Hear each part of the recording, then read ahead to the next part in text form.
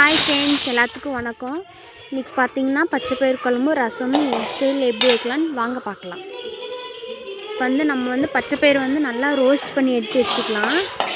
சட்டி சூடான கடைசி பச்சை பயிறு கொட்டி நல்லா வறுத்துக்கலாம்.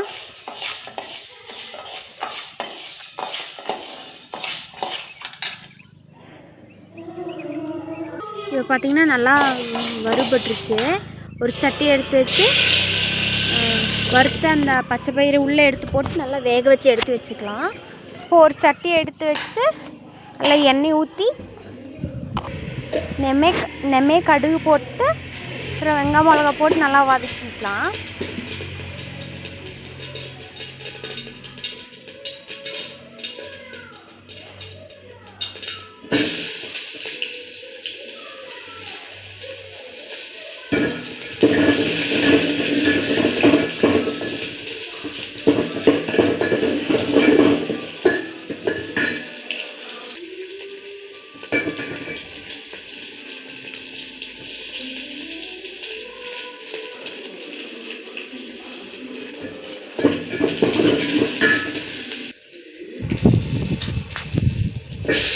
இப்போ தக்காளி சேர்த்துக்கலாம்.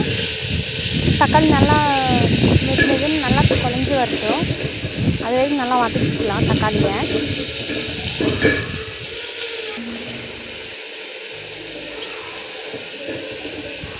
தக்காளி நல்லா வெந்து வரைக்கும் உப்பு சேர்த்துக்கலாம். உப்பு சேர்த்து நல்லா வதக்கிக்கலாம்.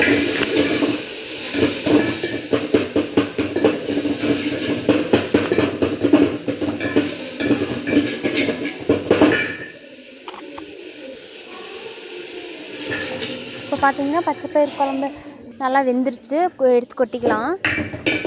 கொட்டி நல்லா கொதி வர வரைக்கும் நல்லா அடுப்புலேயே இருக்கட்டும். பார்த்திங்கன்னா நல்லா கொதிக்குது.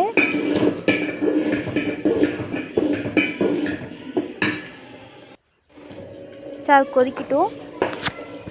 ஒரு வடைச்சட்டி எடுத்து வச்சு எண்ணெய் ஊற்றி எண்ணெய் காஞ்ச கடைசி கடுகு சேர்த்துக்கலாம். நல்லா பொரிஞ்சு வந்த கடைசி வெங்காய மிளகா போட்டு வெங்காயம் பூண்டு சீரகம் நல்லா அரைச்சி வச்சுருக்கேன், அதையே சேர்த்துக்கலாம்.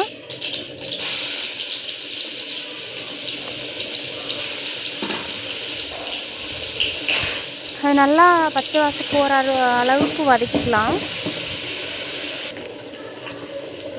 கூட கொஞ்சம் வரமிளகாய் போட்டுக்கலாம். நான் ஒரு 4 மிளகாய் போட்டுக்கிறேன், காரத்துக்கு தகுந்த மாதிரி.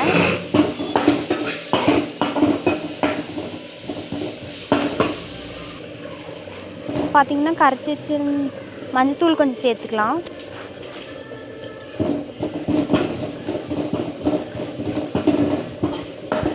இப்போ பார்த்திங்கன்னா கரைச்சி வச்சுருந்த புளித்தண்ணி சேர்த்துக்கலாம்.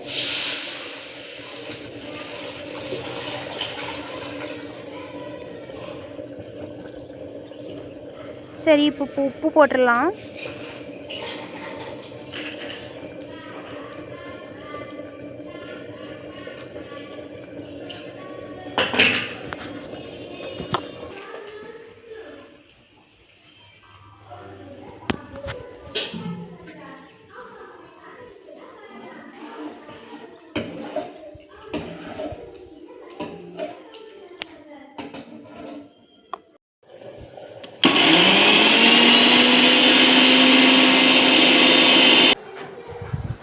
இப்போ பருப்பு கிடஞ்சிக்கலாம். நல்லா கொதிச்சு வந்துடுச்சு. கிடஞ்சிட்டு உப்பு இருக்கான்னு பார்த்து டேஸ்ட் பார்த்துக்கலாம்.